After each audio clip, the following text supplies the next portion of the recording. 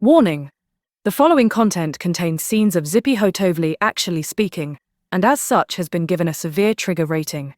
Viewers are advised to take necessary precautions. Thank you. Following Israel's unprovoked attack on Iran earlier this week, the Zionist state has been jumping through hoops to try to justify their latest illegal acts, which they're hoping will be a distraction from the illegal acts they carried out last week. Iran's retaliatory attacks again successfully penetrated the Iron Dome defence system, which has prompted Israel to prop up a series of ridiculous spokespeople to attempt to justify their actions and garner sympathy from the audience. Spoiler alert, they failed spectacularly. Tzipi Hotovely was on the Laura Kussenberg show this morning and, as expected, came out with a series of lies, tragically coupled with an inability to accept the facts that even a Tory hack like Kussenberg was able to point out why Israel's story doesn't add up. Hotovely, as always, put on a poor show while making false claims about Iran's nuclear weapons capabilities. Does that sound familiar?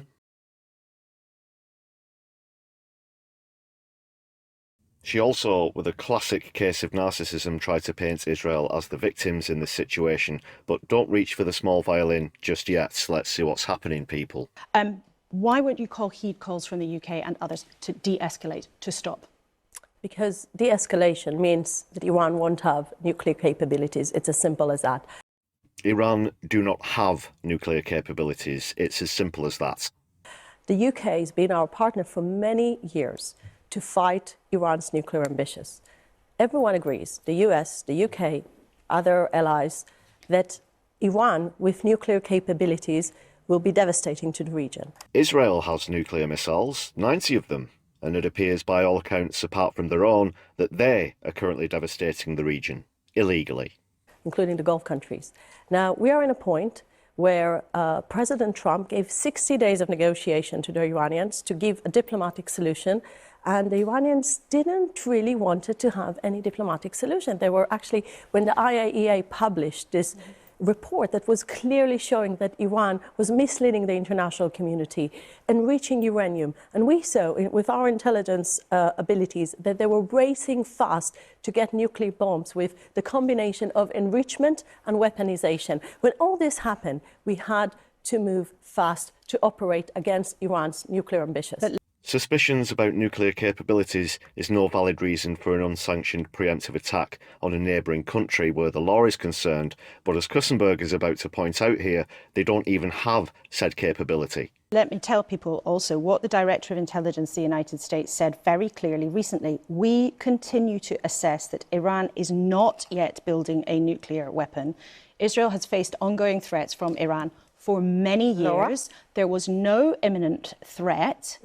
The USA would love any opportunity to be able to scrutinise Iran, of course, but even they know that Iran is nowhere near developing a nuclear weapon and have made statements to that effect. But Tzipi lying lips here thinks we'll take her word on it instead. As imminent threat, and can I please ask you something? We both are not nuclear experts. From what I've seen, you're not an expert on anything, Tzipi, unless it's publicly embarrassing yourself with a series of lies that wouldn't even fool a 5-year-old. But I think everyone knows that in order to have an enrichment of uranium, you need to have, for your civil capabilities, it's enough to have 3.5%. And they were enriching beyond 60%. So what do you think was their aim? And yet the assessment from the United States was that as things stand, Iran has not at this point been building a nuclear weapon. There was, in that regard, no imminent threat. And there were talks due today. Yes, there were talks due today, which have now been cancelled, which is likely part of Israel's actual strategy in these attacks, as well as trying to distract from the international condemnation of their illegal blockade of Gaza and the kidnapping of the passengers on the Palestine Freedom Flotilla. Threat, I beg to differ. You're definitely not in line with the fact that the Iranians were both creating this program to destroy Israel, to eliminate Israel. And you know something? After 7th of October, if there is one thing we learned, when our enemies are saying clearly they want to eliminate Israel and they are preparing the capabilities, and I think the IAEA report is quite clear about that. Naturally, Tzipi can't get through a few sentences without mentioning October the 7th, 2023, as though it was some sort of magic spell that makes your brains reject proven facts, in this case, that Iran have not made any nuclear threats towards Israel, and any such claims are absolute tripe, and absolute no justification morally or legally for these attacks. Then we should believe them. And Israel here was acting in act of self-defense. The old self-defense line is, yet again, an insult to anyone's intelligence. The latest attempt to play the victim while being the oppressor is further evidence of just how deluded these fanatic far-right thugs really are.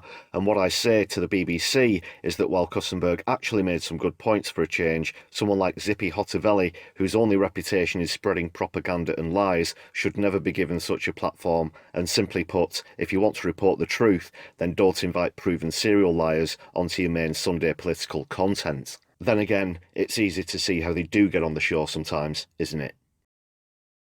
What do you think about this performance on mainstream media and Israel's rank hypocrisy on nuclear weapons? Let me know in the comments below. I'll also be going into this in more detail on tonight's Sunday livestream, plus a whole bunch more, so please do join me there. Thanks so much for watching. Please hit the subscribe and thumbs up buttons to help us out on the algorithm. You can now join the channel with a membership for just 99p with some great perks for you to enjoy, including exclusive content and early viewings, plus lots more.